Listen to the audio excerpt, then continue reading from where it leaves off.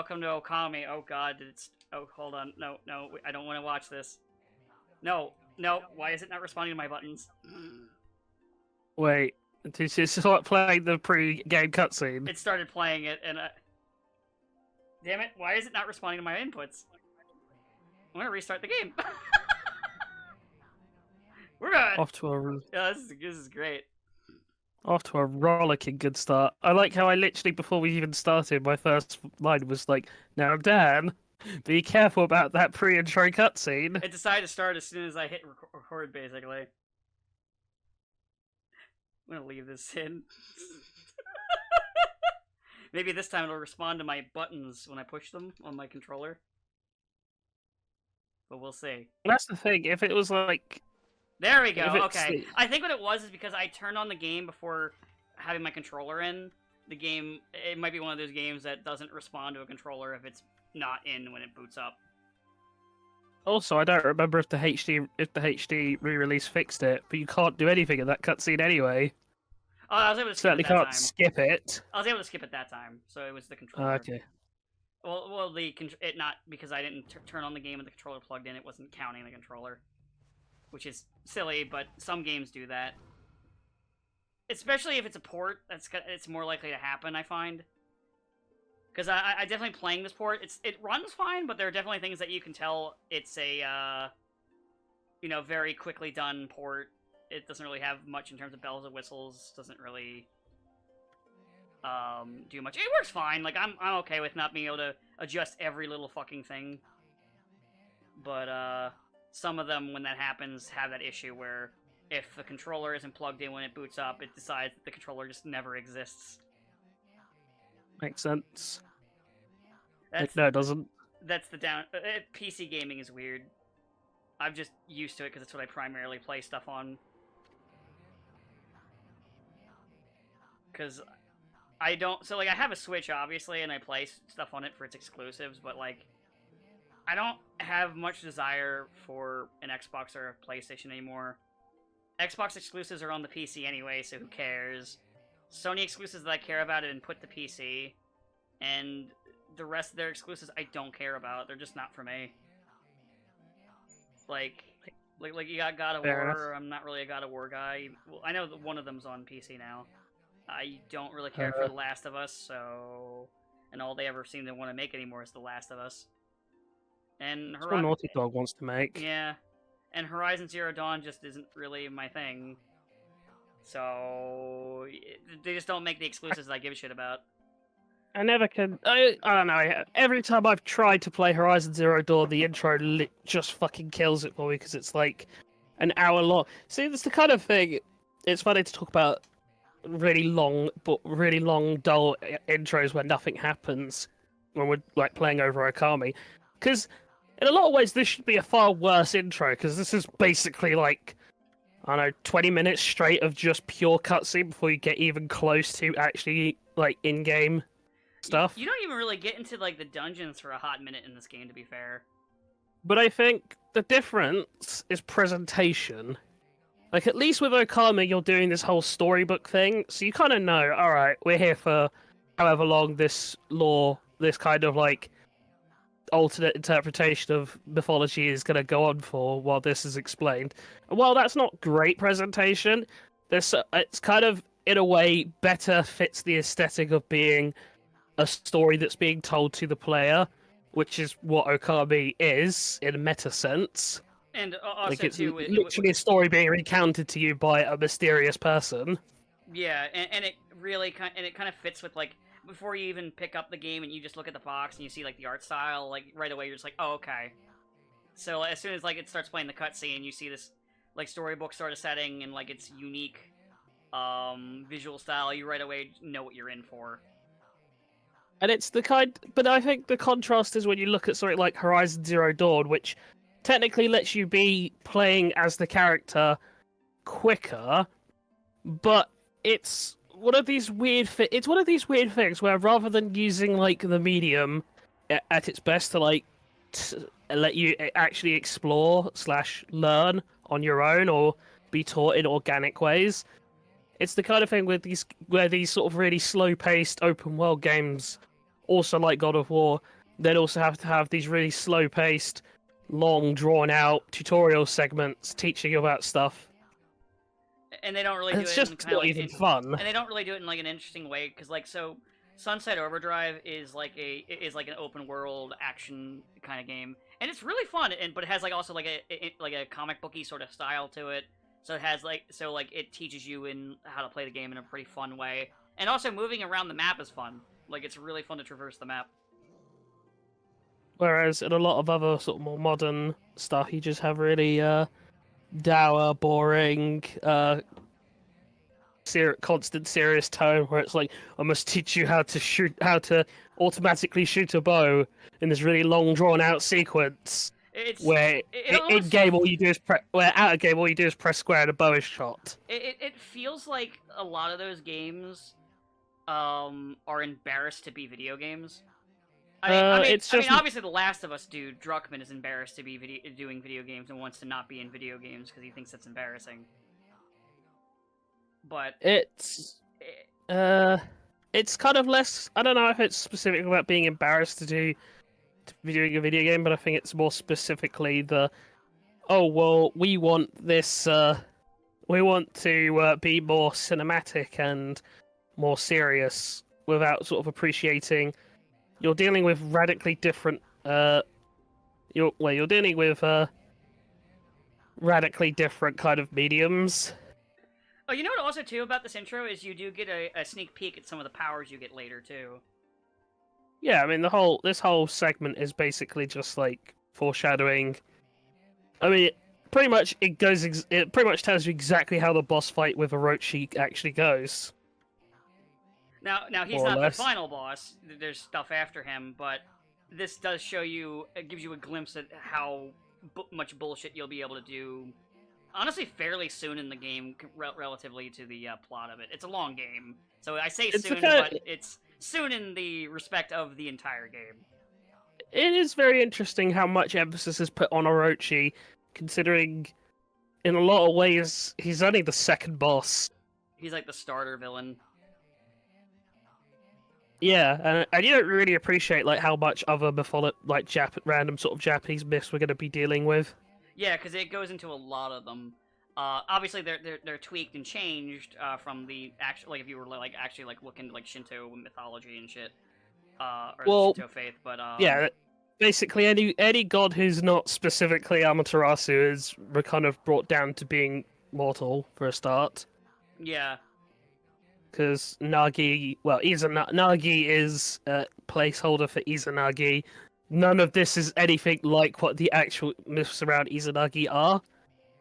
Susanoo becomes his descendant, which is technically true of the original myth of like the Shinto myths, but isn't the sword originally from Orochi?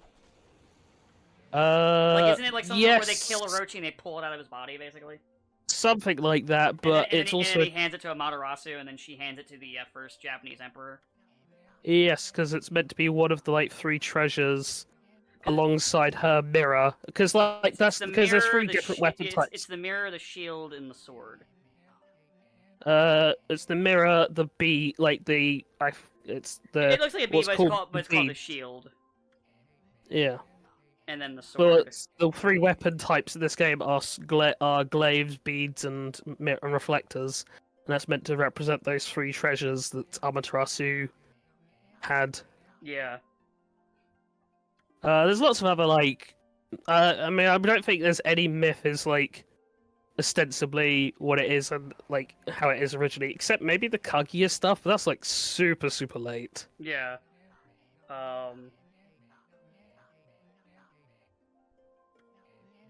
Mind you, in like the myth, like Amaterasu and Orochi are kind of like they do butt heads, but Orochi is predominantly a for Susanoo, because it's all part of this like recurring element across mythology of a storm god battling a serpent. Yeah.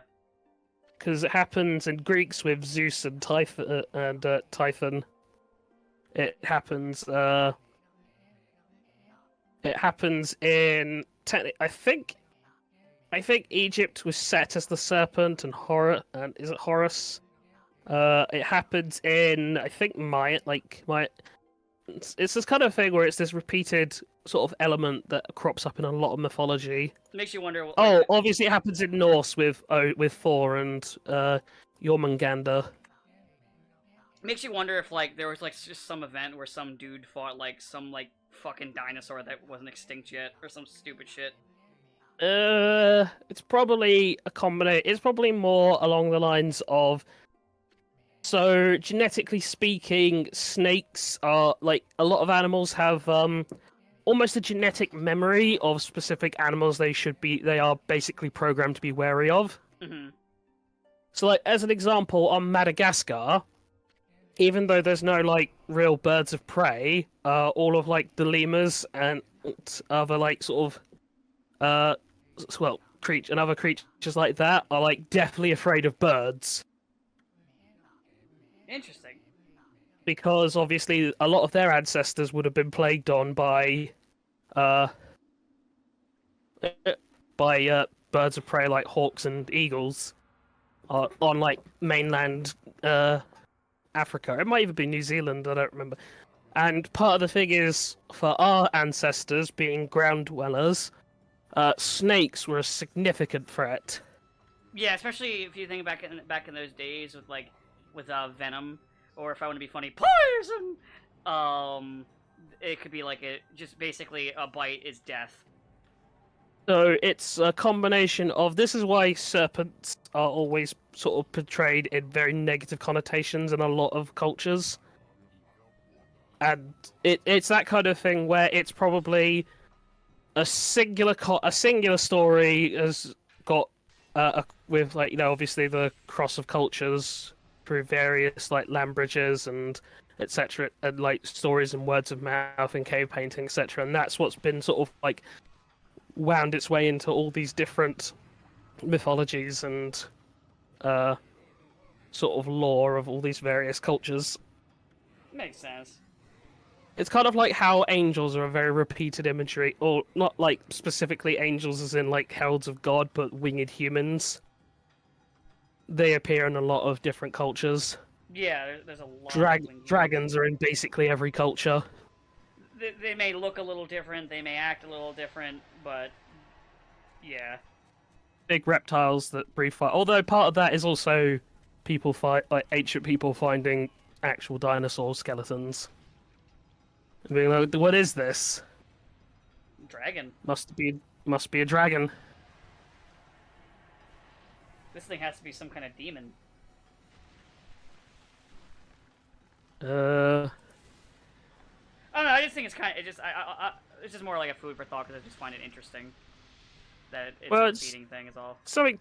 It's definitely something to consider because obviously we're talking about a game. Well, we're playing a game that is specifically about one culture's. That's Shinto. It's obviously it takes a ton of liberties with it, but it's based on Shinto mythology. Yeah. In a lot of ways, this is kind of like what God of War is to Greek mythology. This is to Shinto. Yeah.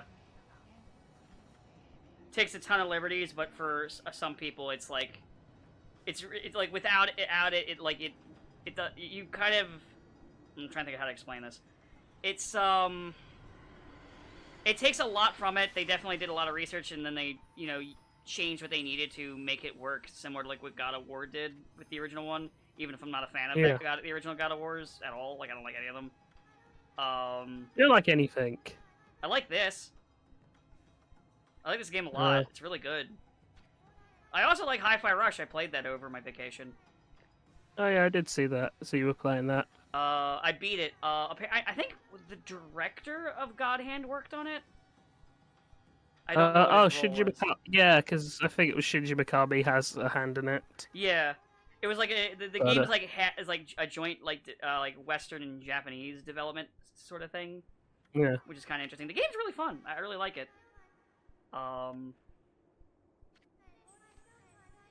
Honestly, if I wanted to get more views, doing Hi-Fi Rush instead of this would probably have been smart. But maybe we done it a couple weeks ago.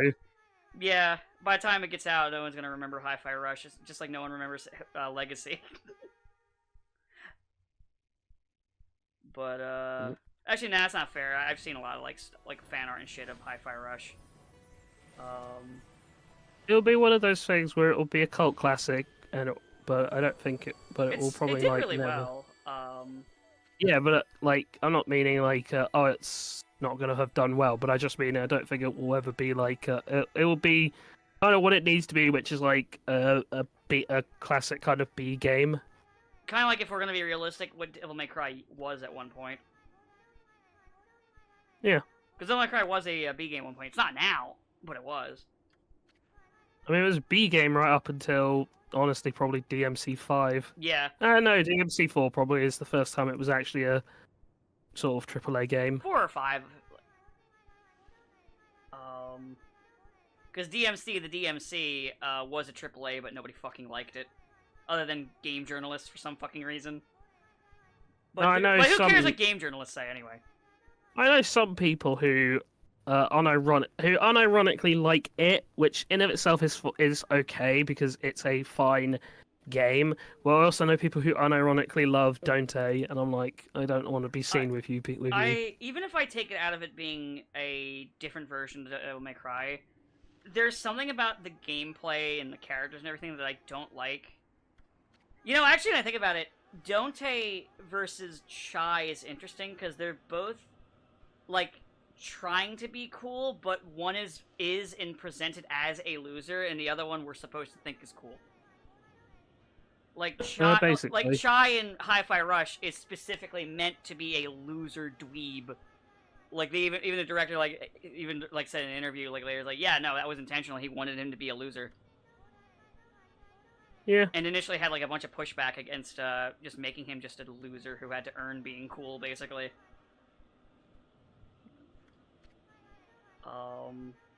Where Dante is like a teenager trying to write a character to be cool in capital letters. Well, the real big issue is that at the end of the day, if whether you like or dislike what they did with Chai's not designed to replace anyone. Chai's just Chai. No, I'm still doing this. I'm doing this still with the idea of Dante being his own thing and not being a replacement for Dante. I'm still going under that mentality with this conversation because it feels more. I hesitate to say fair, but I'm going to say fair. It's similar when I rag on Metroid Other M. I think the other major issue is specifically Dante is very much a product of not even his time, but the time before his time. No, he's definitely of his time when he came out. Really? Because I feel like even by that point, everything about him was cringy and old. I remember it being I remember looking at it and being like, man, have I gone back 5-10 years? I don't know. He feels kind of in the. You have to remember it came out around the same time as Saints Row. At least Saints Row had, I don't know. Saints Row at least had the excuse of just being a half-assed rip-off of a better game. And it was also a comedy, so while you could say that they're very similar traits to the boss in Dante, the boss is still a comedy character in a comedy game, where Dante is, no, this is cool, fuck off. This isn't this isn't like those lame other characters. He's cool. He drinks and he goes to strip clubs. But also, Saints Row was always a game that had to effectively be punching up all the time because, unlike DMC Devil May Cry, Saints Row was an unproven IP that was always it was always going to get compared to Grand Theft Auto because it came out after a year or so after GTA San Andreas, which was the biggest game of all time at that point. The original Saints Row is literally just discounts San Andreas, if I'm going to be fucking it's not even really a particularly funny game. The original Saints Row is very lame, honestly. The first Saints Row sucks. I'm just going to say, it sucks. And that's... It wasn't until 2 where it got good. But that's what I mean, is that when you were talking Saints Row, it's from a small company that was basically given the mandate of, make GTA, but on half the budget, or well, not even half the budget, on like nothing close to the budget, with nothing close to the manpower, and nothing close to the prestige behind it. We'll give you some So licensed music, though, I guess. Yeah. So it's like it's one of those things where it's a bit more understandable why Saints Row 1 was so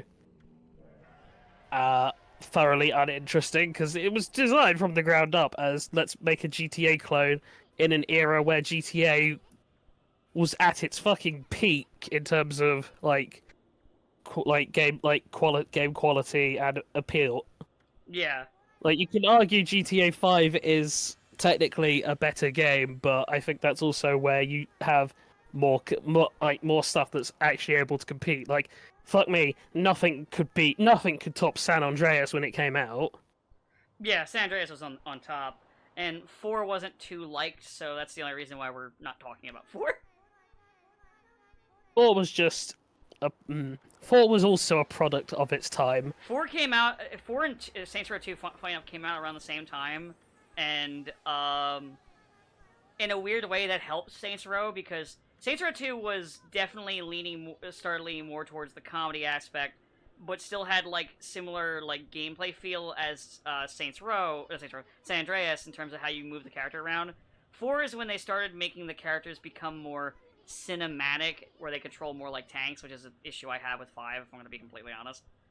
Also, 4 just remains. So, because it came out at that time, what it helped was San Andreas had then the advantage of basically being able to take a bit of the market that GTA 4 and also 5 kind of just left to the side.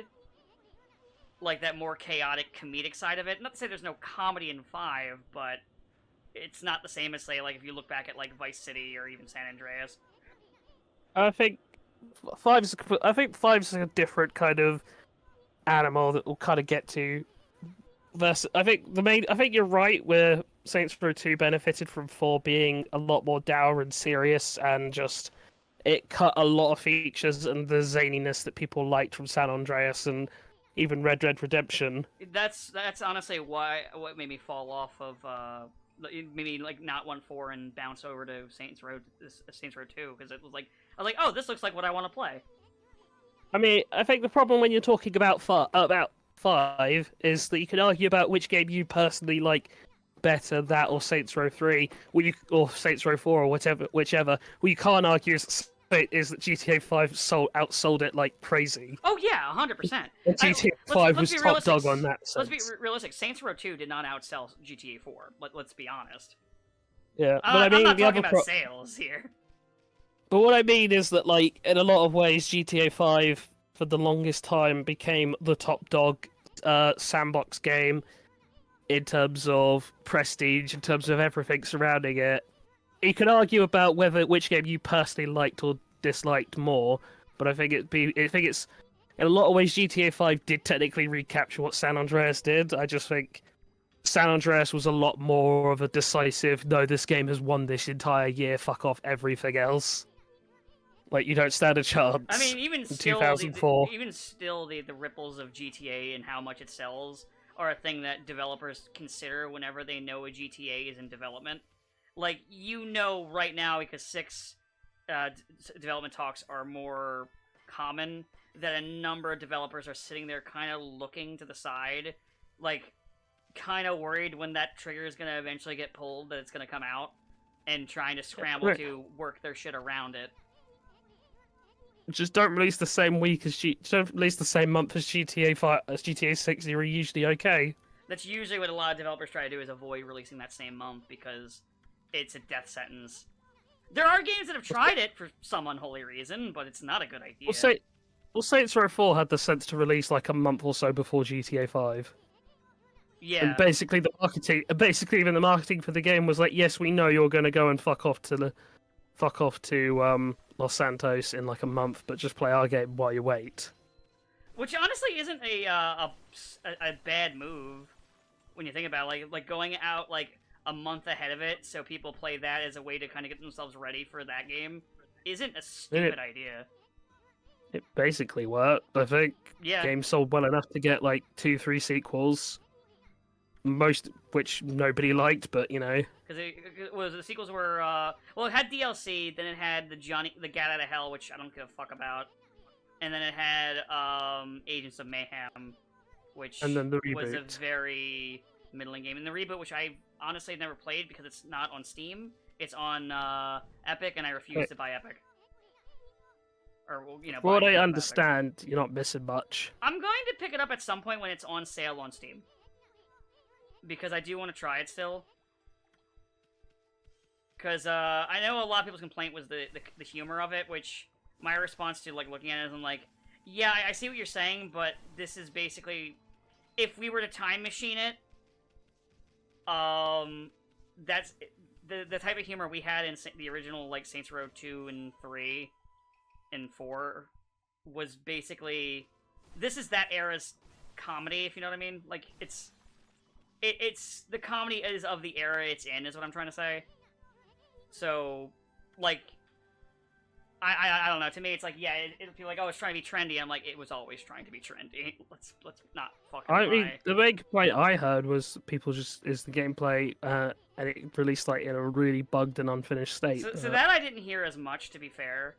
But I mean, I wouldn't be surprised either, or, to be honest, considering that's another issue I've had with a lot of like, I find with a lot of I guess, to be fair, barring, like, the Horizon Zero Dawn Sony open-world games, is that a lot of the open-world games nowadays have that issue, where it's just kind of not well put together, and when it comes out, it just breaks.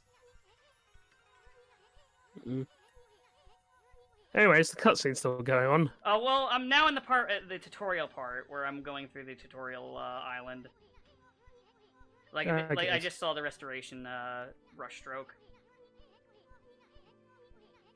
So actually, it's going a little quicker than I was expecting, because I was like, oh, we probably will get to Komaha, and actually no, I probably will only get to Komaha and fuck with the radish lady, and that'll probably be the end. He sure does love her radishes. Does like her radishes. It's a good way to get some early on points, though, just to get some like early praise. Just be a little shit, tear up a garden.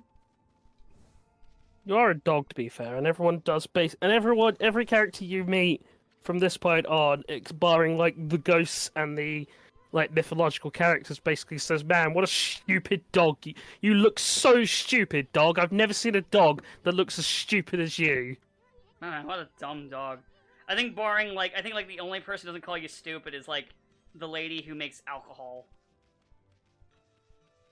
Well, there's like a couple other like random NPCs, basically the ones who are basically most of the ones who are in the know that you're clearly a divine being, because everyone, well, it'll be explained when you meet old like Mr. Orange, but most people, because the faith is so low, they don't see like the fire and the markings and everything. They just see a white wolf. Animals, however, do see you as your true form. Yes. That's why the animals don't run, that would normally get hunted by a wolf, don't run away from you. No, they're just stupid. No, it actually is a thing where, Yeah, but they might also be stupid. Also, as a fun note for the audience, how Ame uses her brush is, it's literally her tail. Yes. And I just find that really funny. It is amazing how I don't think any of the Okami like extra media has ever actually portrayed that. Yeah. Even like other games where she's appeared in, like Marvel vs. Capcom 3. Yeah. Oh wait, no, I was gonna say no. She definitely wasn't an Infinite. We remember how terrible she would have looked if she was an Infinite. She was cut because. Go fuck yourself. I mean, they also cut Beautiful Joe, so I suspect a lot of it was like purging Clover. Well, they were probably here's what they were probably going to be DLC, because you have to remember that game's DLC pipeline never completed. So there's actually like one more Marvel character than there are a Capcom characters, because there was supposed to be a whole other like season or two. So, I would not have been surprised if like if part of the deal was that there was more Marvel characters than there were Capcom characters. I mean, I wouldn't be surprised by that either, but apparently there was supposed to be more. But the game did so terribly that they canceled all those plans at the first season. It is crazy to me that they kept the Nemesis in, even though Nemesis was and always was just the unplayable garbage. Like, he's not even fun unplayable garbage like Roll in Marvel 2 was. Oh, Roll is He fun. was just... Yeah, she's funny because she's terrible, but like, Nemesis was terrible and also not fun because motherfucker had a grab like ultra that he could get knocked, that had such a long wind up, and he didn't have hyper armor on it, like unlike basically every other character who had a grab hyper. It's like if Juggernaut was like for the audience. Imagine if Juggernaut existed and had no armor, like in Marvel vs. Capcom 2. Yeah, because it's like, oh, I want to throw out your hyper combo. Never mind, literally every other character can fucking break it because the wind up is long, and you can't combo into it, and also no hyper armor. Unlike, say, I don't know, Hager, Thor. Any character in Marvel vs. Capcom before in any of the games that had a throw grapple. Like, Zangief had armor where he, with his one throw grapple, where he just fucking charges you and then grabs you. It's the kind of thing, if you're gonna have a grappler, you need to give the grapplers like actual tools to hit grabs. Or you just do what a lot of anime fighters do, just don't put grapplers in it because they refuse to make grapplers for some fucking reason. I don't even play grapplers, but like when they're off the table, I'm just like, it kind of sucks. People don't like grapplers because they don't like getting one touch, because they complain it's like, oh, I'm getting one touch. And it's like, the problem is grapplers need to exist because it's basically like it basically allows you to have like a rock paper scissors and keeps other character archetypes in check. Like it keeps. Problem is everyone likes rushdown in these kind of fighting game, or a lot of people love rushdown. And grapplers kind of put rushdown into check because, oh hey, yeah, you can go and throw out your 50 punches, but if I hit you with one grab, you're fucked. They also are a good counter to, probably even more so to characters that are overly defensive. Because if they're sitting there trying to just be defensive forever, you can just be like, I'm gonna throw you. And then the whole point is that, okay, then projectile users and trap characters, like, fuck with them. Because, as I said, it creates, like, a rock, paper, scissors format. But it does allow you to keep certain archetypes in check a lot easier than if, say, you just have an overabundance of rushdown characters and not, like, good enough counterplay to them. And a lot of anime fighters are just, like, mostly rushdown and zoners. Yeah. I'm just gonna skip this. Or you know, it's a Netherrealm game, in which case everyone's a zoner. Oh, and yeah. if you're not a zoner, you're unplayable trash. Yeah, I mean, I guess it happens when your game plays like it's underwater. Right. Well, the real question is, why bother trying to close all of that distance with your slow, lumbering character? Well, you can just fucking shoot them.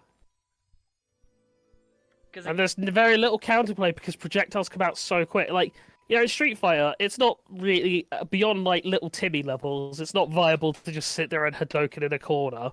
Yeah, like, once you're past the age of 6, you then realize, wait a minute, I can just jump over that and get closer to them. Jump block, you got like, most games have plenty of really effective approach options that will bypass most, like, projectile spammers. But in, like, NetherRealm specifically, well, in Justice 1, even more so, there just isn't anything that gets by. Also, hi, Sabo. Hello, Sabo has joined us. At the halfway point, which honestly was better than I expected. I had to do some extermination work. What did you exterminate? Bugs. What kind of bugs? Ants. Oh no. Why would you kill your relatives? Not the hit movie Ants with a Z. Yes, the ants with the Z. That reminds me, because I was talking about Hi-Fi Rush earlier. There was like some fucking weird indie game that was like a music-based game. Someone was like, "You should play that instead." And I took one look at it. And I looked at the 3D models, and I'm like, "Why the fuck does this look like ants with a Z?" Ant. So, how did the ant killing go? We'll see. Get grasshoppers in. They usually do a good job at controlling ants. Until the ants realize they have better numbers. And a bird. And a bird. It was mostly the bird. There are a bunch of little girls in here too. Ah! Is that a line from the movie? I think it's been so long since I've seen a Bug's Life. That is a line from the movie. It's been so long since I've seen that movie. When the bird stands in front of him and roars, and Hopper's just like, "Oh, what? Are there a bunch of little girls in here too?" And then it kills him. Yeah. And by killing him, I mean grabs him by the leg, flies him over to the nest, and drops him into the waiting mouths of its children. Good times. What an asshole bird. I mean, Hopper deserved it. Yeah. Did he? Yes. I mean, he was played by Kevin Spacey, so yeah, he did. Oh yeah, fair point. Yeah. That's how Kevin Spacey dies in the end, eaten by a bunch of birds. Well, that's the part they don't tell you about. And then the only thing a Bug's Life ever did after that first movie was appear in a very brief blooper gag in Toy Story 2's credits. Oh no, attraction in Disney World. Is there? That's been there for the last almost 30 years. Yes. Man, it takes Disney World a fucking age to replace shit. They have nothing else. They have nothing to replace it with. Like it was built into the Animal Kingdom's tree centerpiece. I.e., the big thing in the park, like the castle or the golf ball in Epcot. You know, now that you've said that, I think I vaguely remember that from when I went all those years ago. Yeah, and they created it because it was the new movie coming out at the time, and it's still there because they have nothing to replace it with. Well, they've not kept any of the stuff from the movie that was coming out when I was there. I keep drawing the sword, and it's like, hey, draw the sword. I am drawing the sword. Hey, draw the sword. I am drawing the sword. Why don't you draw the sword? Anyway, do you know what movie was coming out when I went to Disney World? Which one? It's Dinosaur. Oh yeah, they had a ride there. Yeah. It was actually not a bad ride. And I think they changed it. Ah. Now it's Dinosaur, but not based on that dinosaur. No, it's just a dinosaur part ride. I mean, it was barely based on that dinosaur anyway. As opposed to the other generic dinosaur ride. Okay, now it took. Which was rethemed to Ellen DeGeneres for some reason. Makes sense. And now that's just gone. I was gonna say, and then she's got cancelled. So. I mean, even before she was canceled, they were getting rid of it because it was a ride with Ellen DeGeneres and Alex Trebek and Bill Nye the Science Guy. Which meant that 20 years later, it looked really dated. Yeah, like when I went there as a kid, it was it was within topic. It was topical, but who the fuck are these people? Yeah, it's like who are these? Who's that? What are you talking about? Who the fuck is Bill? Who are these people, and why is Ellen this young, energetic woman and not whatever she became later? Not a demon. This cranky old witch who steals men's souls and makes them their slaves. You steal men's souls, and make them your slaves. Slaves. It was not by my hand. I love that video so fucking much. It's okay though, because the last showing it broke down in a dinosaur scene, and they just let people walk around and take pictures with the dinosaurs. And they're like, yeah, we just did that on purpose. It makes sense. We figured they'd have a better time walking around with the dinosaurs than seeing the stupid Ellen show for the 50th time. Yeah. Everyone likes dinosaurs. It's true. Except now they're gone. Except now it's been some conservatives. Now it's been replaced with the Guardians of the Galaxy ride. Oh boy. A Guardians of the Galaxy ride that specifically pokes fun at the fact that Star-Lord hasn't been there since the 80s and all the stuff he wants to see is gone. Which made me sad anyway. Doesn't that bit? I mean, it should make you really sad because that's like Star-Lord's like fucking over 40. And they still want him to be this like young hip guy. Hello, fellow kids. Basically. I mean, he's like that even in the movies. Even when he was only like 32. When the first movie came out, because it was like, he was like, oh yeah, 80s culture. And 80s culture has kind of not been a thing since the 80s. Well, it had a massive resurgence in like the 10s. Yeah, in 2010s there was like a ton of that, because that's like Double Dragon Neon was basically built to be a 80s Saturday morning cartoon video game. And literally all the other 80s properties that got massive remakes and reboots in that time period. Transformers. He-Man, I think. No, He-Man actually was like the one that was left out. I think Yeah, they He-Man. had merchandise, but no show. It was only semi-recently that He-Man got another attempt at revival since like 2003 or whatever that one show was that never that ended. I think it ended pretty quick, didn't it? 'Cause I haven't heard shit about it. I think it only lasted a season. I know It there's didn't do very another well. one that was for kids, that like a CGI one, but I have no idea if that's still going or not. I just don't think He-Man's the kind of property that people give a shit about.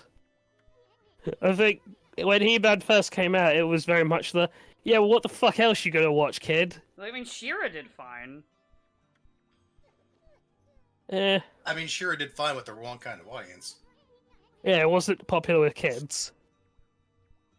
It was very it was. You can't even say it was My Little Pony because it was at least that one was also popular with kids. It was like more like teenagers and adults, I think. People who It watch was popular with Twitter, and Yeah. as it turns out, Twitter popularity does not equal money, as we're finding out. basically. I never watched She-Ra because didn't interest my nieces, so why would I watch it? That the whole story with the creator just looks terrible. I don't know the Like, story. I don't know She was either. basically like its creators like relationship drama being made manifest, and it's hard to explain. Fair enough. I have no idea. People care about He-Man. It's just not little kids. It's mostly like 40-year-olds. People that are older than us. even. 40-year-olds tracking down the old toys still. Yeah. People who actually grew up with He-Man. Like, I had But, some like- He-Man toys as a kid, because I got a big bag of them at a yard sale. But, like, I didn't watch the show until, like, I was a little older, but mainly just kind of watched a couple of random episodes. I mean, I watched the reruns until I discovered, more recent things. But They're the shows. I mean, I watched the 2000s He-Man show when I was younger. I liked that. that was actually pretty good. Yeah, but that's what I was talking about. Didn't that only last like a season though?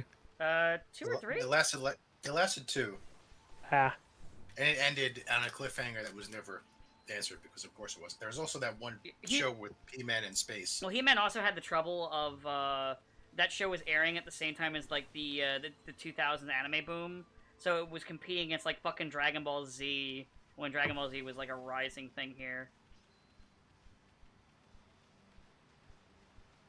Because that was like plus also I it was think in the era. It was in the era of time where kids stopped watching cartoons, but adults hadn't picked up on watching cartoons.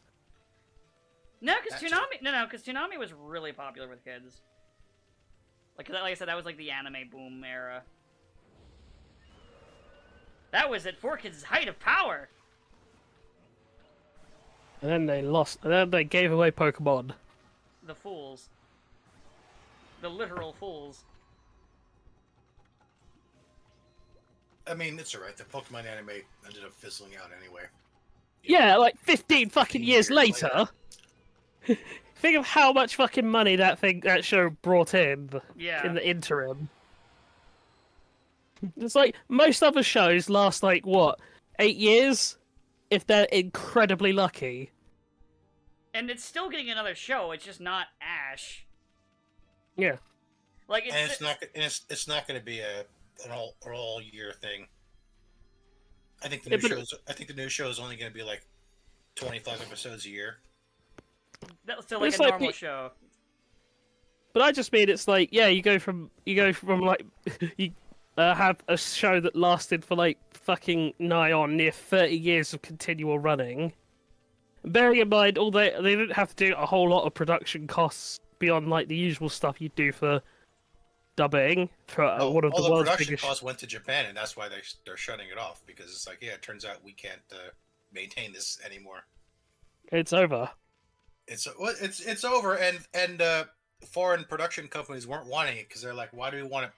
They're like, the game. I believe I explained this before, but the games are released universally now, so there's no like anime Yeah. build up to the game release to get people. By the time the anime would come out, people already have the games and have played them already, and they're like, "Oh, you're a little late on the advertisement there." Yeah. And Basically. other than the games, Pokemon pretty much doesn't really sell merch anymore. What the? No, I am Pokemon merch sells. reasonably certain that's inaccurate. Yeah, that is completely wrong. Isn't Pokemon like the biggest multimedia franchise of all time? I don't think so. It is. Not any- I'm not pretty sure it anymore. is. It is. I'm gonna check. I don't. I'm- I don't see The games Pokemon are walking around with- the games are more or less a advertisement vehicle for the toys. I don't know. I don't see the Pokemon madness like it there was when I was younger. Yeah, because we're not 10 years old, Sabo! Yeah, but even the 10-year-olds don't wear them anymore. Are you watching 10-year-olds? You better not I live be, by- you fucking weirdo. I live by a school. Yeah, Pokemon is literally the highest grossing media franchise of all time. I live by a school, and I see kids going around all the time, and I don't see any kids ever wearing. What about Pokemon Pokemon Go? Oh, People that's true. playing the fuck out of that like 3-4 years ago to the literal detriment of how many people? Yeah, my friend's wife almost got killed multiple times because she kept wandering off playing Pokemon Go, and we almost kept losing her in New York. There you go then. She almost got left on Liberty Island for overnight because she missed the last boat out. We had to go find her because she was catching something. So Pokemon Go, but do people still play Pokemon Go like they did 5 years ago? People still play it, but it's definitely not the big fad that it was at all. But I just mean like when you're like outperforming Star Wars by like $20 billion. I mean, that's not hard to do these days. Again, Star Wars does push a lot of merch. It's just not like the modern stuff merch, other than like Mandalorian. Alright, put it this way: we're outperforming both Winnie the Pooh and Mickey Mouse.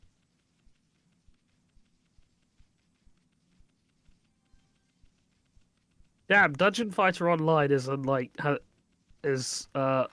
gets like 20 billion a year, or like 20 billion. Damn, that is above shit like Barbie and Hello Kitty and Looney Tunes. Yeah. That's scary. That's scary. By the way, I did. During my vacation too, I tried the DNF dual fighting game. It is very boring. I end up returning it. Hence why nobody plays it.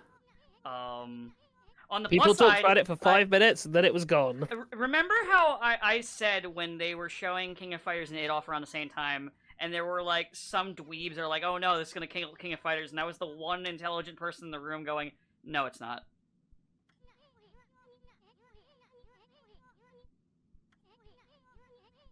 Huh, Shrek has earned slightly more money as a franchise than Avatar has. Avatar, the James Cameron film. I was gonna say Airbender or Cameron. Cameron. Good job, Shrek. You're low enough on the list that it doesn't make me angry, but high enough on the list to piss off James Cameron. I mean, to be fair, Shrek does have a much bigger cultural footprint than Avatar. I mean, many things do, but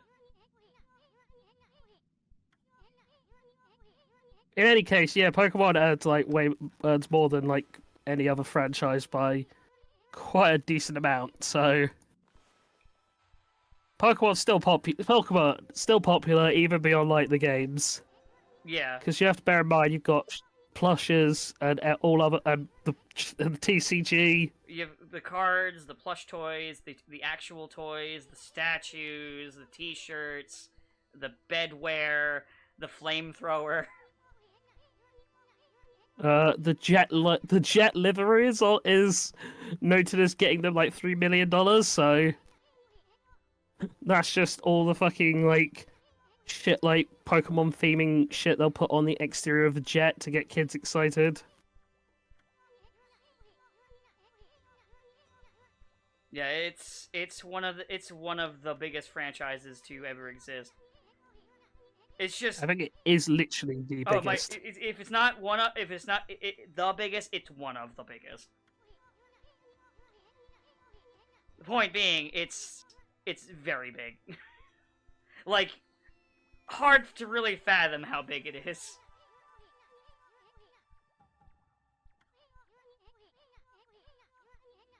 Mm. Also, I just put the sun back into the village. Praise the sun. Praise the Matarasu. Well, I'm gonna basically what I'm gonna do is either as soon as I can I'm gonna save, and then I'm gonna stop for today. We did it. We got through the cutscene. Well, not yet, because Mr. Orange is now talking to us. So, fun fact: when I first played this game all the way back in 2006, I watched that pre-intro cut. I watched that pre-intro cutscene all the way through because I'm like, I want to see what this cutscene is. This looks cool, neat. Okay, I'm gonna start the game, and then it plays the exact same cutscene, but it's unskippable. It's unskippable and it's longer. It's the same thing, just not summarized. Oh god, it's like Ace R with the non-skippable cutscenes. Yes. Except we're talking like a 20-30 minute cutscene at the start of the game. Oh, there's where Which Mr. is- Orange calls Amaterasu a dummy. Yep. The first of we need to get a dummy counter. That's too much work. God damn it. Listen, I had a counter once in like one of my old videos for Blucher, where just because I wanted to do the fucking young Frankenstein joke. And that's the last time I've ever done it. You put in effort exactly once and never again. Nobody cared, so who cares? I care. No, you don't. Don't lie to me. You don't know that. I know that exactly. Can't prove anything. I know. The proof is in my gut. I can feel it. You're like an open book. I can read you! Now I'm gonna What throw this gut? old man. Well, sorry, Mr. Orange, but there's imps in the way. It's true. Can't see the imps, but they're definitely there. They exist, we assure you.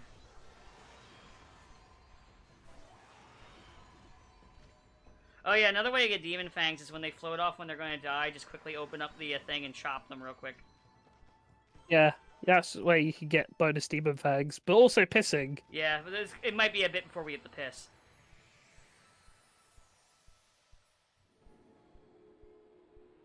But we will eventually Pissing get and piss. shitting is a viable strategy in this game. Pissing and shitting and farting and coming? Not coming. Oh. Yeah, the game is only rated T. Yeah. You can't. I think farting is reserved for the bad guys only. Hmm. But you can drop a exploding turd. Good. That's pretty neat.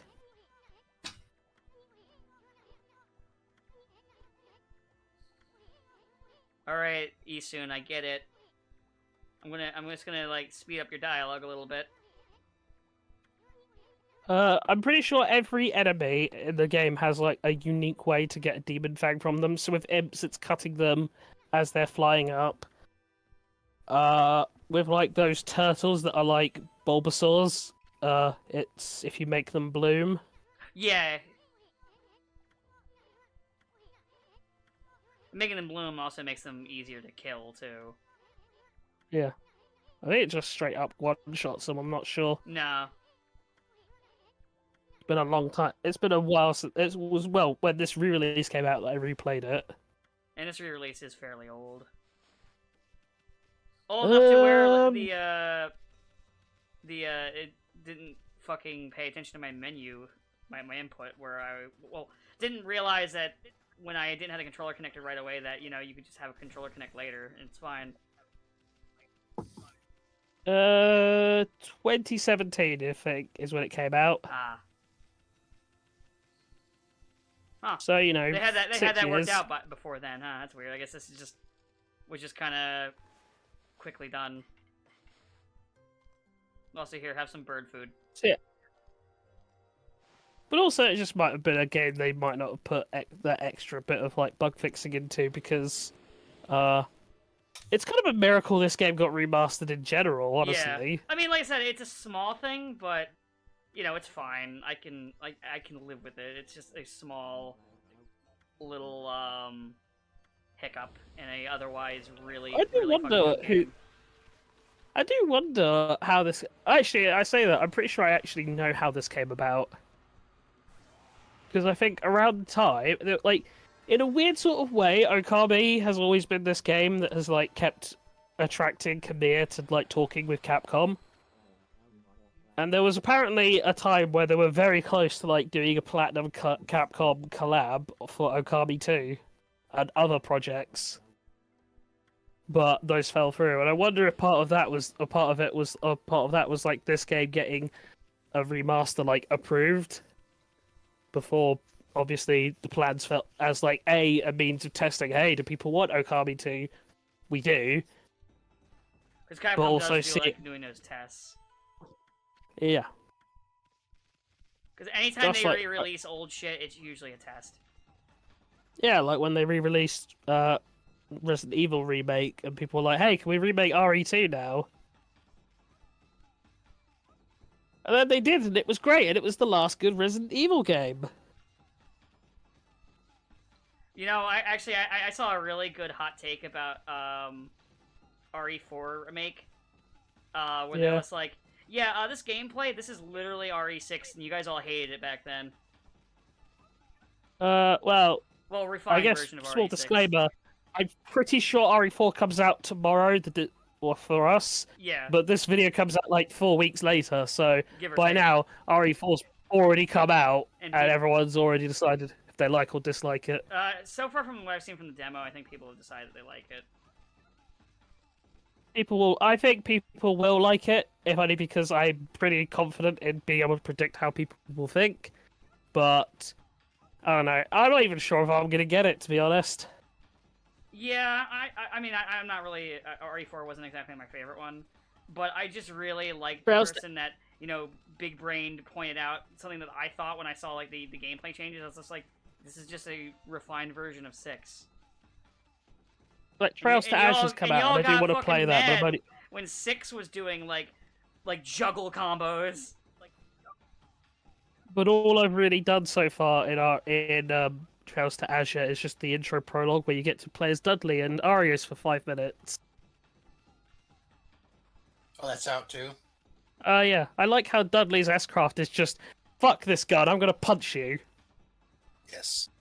It's like, thanks Dudley. Too bad everyone hates you, I think. Too bad. Too bad you're the Zin and the Kevin of this game. Pretty much. Well, he was the only character who's not playable in Reverie. Poor Dudley. Although he It's does 'cause have he a, hates- he does have a scene where he meets Machias and he's like, "Hey, you're a guy with glasses who uses a gun and hates everyone." I was gonna say, I think that's it. It's just because he doesn't like Lloyd, No. He doesn't like anybody. but especially Lloyd. Cool. Now I can go save. I did the turn-ups real quick. But hey, now Wazy's on my team. Yes. Everybody likes Wazy. They are best friends. Ha ha ha ha ha. All right. You say best friends. Wazy's kind of a rapist. Oh, and I guess I met a mysterious red-headed girl who I have no idea who she is. All right. That'll do it for today. Time to leave. Yeah, it's time to leave. We didn't do much, but it's the intro of this game, and the intro takes a while. Yeah. I destroyed a garden. Yeah. That's something. We'll get to the meat. We'll get to the meat of the game in like 2 years. 5 more episodes. Yay! See ya.